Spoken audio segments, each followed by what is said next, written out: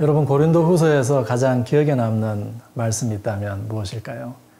내가 약할 때 강하다는 말씀. 우리 연약함 때문에 씨름할 때마다 떠오르는 구절이죠. 그것이 무슨 의미인지 정확히는 몰라도 누구든지 그리스도 안에 있으면 새로운 피조물이다 라고 하는 말씀도 아마 많이 기억하실 것입니다. 어떤 분들은 이 편지 안에 있는 아름다운 비유들, 우리가 그리스도의 향기다, 우리가 보화를 담은 질그릇이다, 우리가 그리스도의 대사다, 내가 그리스도의 편지다 와 같은 강력한 비유가 기억에 남는 분들도 있으실 것입니다. 사실 이러한 내용들은요, 고린도후서의 핵심적인 메시지를 대변해주는 구절들인데요, 사도와 성도들의 정체성과 소명을 동시에 설명해주는 말씀들입니다. 먼저 고린도후서의 배경을 잠시 살펴보겠습니다. 고린도전서와 후서를 읽어보면 한 도시의 사회, 문화적, 종교적인 가치에 잠식당한 작은 신앙 공동체를 만나게 됩니다. 전서를 보시면요, 고린도 교회의 분열의 문제, 우상 숭배와 연관된 문제들, 성적인 타락, 은사에 대한 오해, 사회적 계층 간의 갈등, 그리고 몸의 부활에 대한 부정, 이와 같은 문제들이 있었습니다. 바울은 이러한 문제들이 있다는 소식을 듣고 고린도 전서를 보냈습니다. 그런데 바울의 편지를 받고도 문제들이 해결되지 않았던 모양입니다. 바울이 교회를 직접 방문한 것이죠. 그런데 이 방문은 결과적으로 고린도후서 2장 1절이 말하는 대로 아주 고통스러운 방문이 되고 맙니다. 회중 가운데 어떤 사람이 공적인 자리에서 바울의 권위를 부정하고 그에게 반항하였습니다. 나머지 회중도 그 자리에서 확실하게 바울의 편에 서주지 못한 것 같아요. 하는 수 없이 바울은 고린도에서 물러나서 다시 방문하는 대신 아주 엄정한 편지를 디도 편에 보냅니다.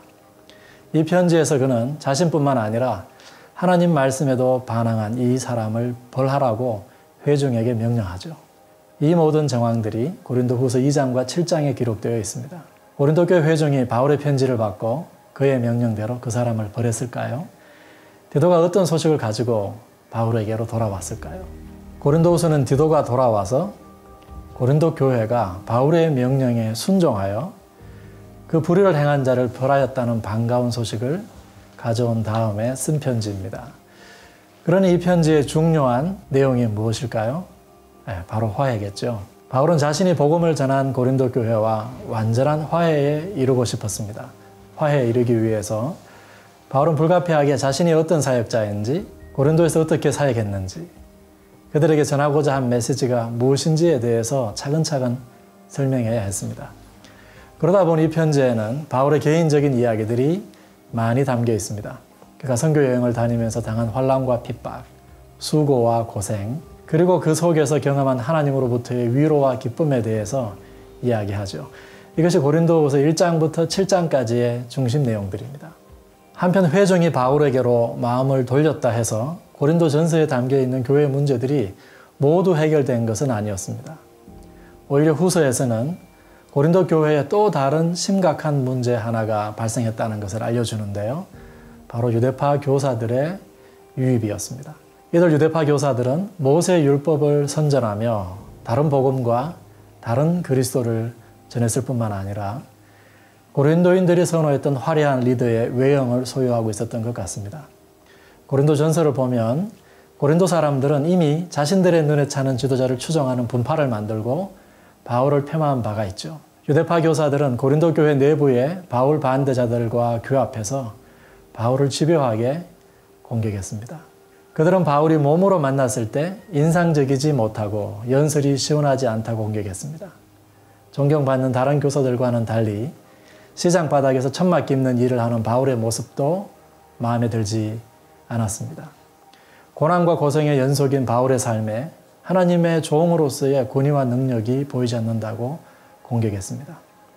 한마디로 바울을 반대하는 사람들은 바울이 고린도의 영적인 지도자가 되기에는 너무 연약하다고 공격한 것이죠.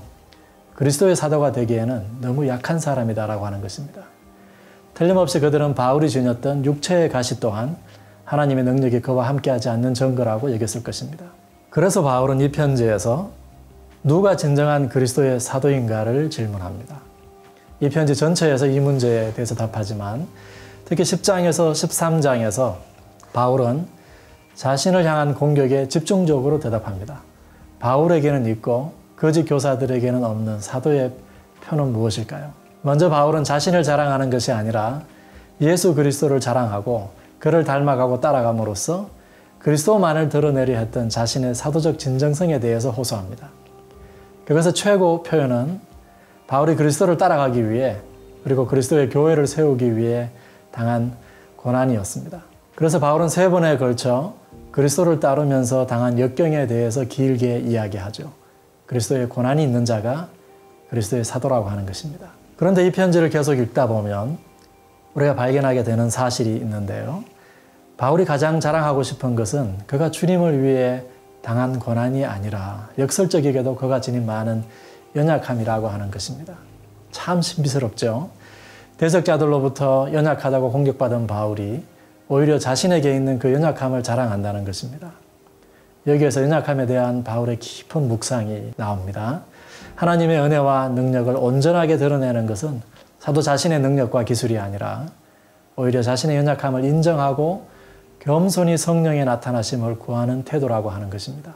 나가서 하나님 앞에 선 인간의 가장 정직한 모습이 연약함이라고 하는 것을 인정할 때 비로소 우리가 하나님의 은혜와 능력 속으로 들어갈 수 있다고 하는 점을 이야기해 주고 있습니다.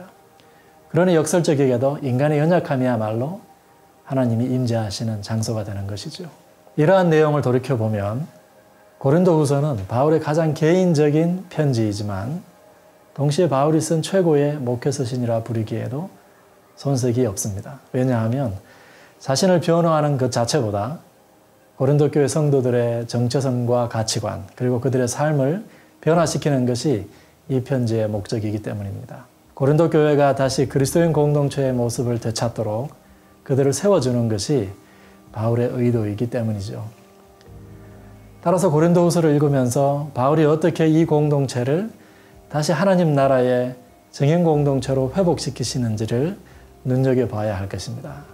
다음의 순서를 기억하면서 이 편지를 읽어보면 좋을 것입니다. 첫째로 바울의 말을 통해 고린도 사람들이 추구하는 가치가 무엇인지, 고린도 사람들을 움직이는 이야기가 무엇인지 본문에서 한번 찾아내어서 재구성해 보십시오.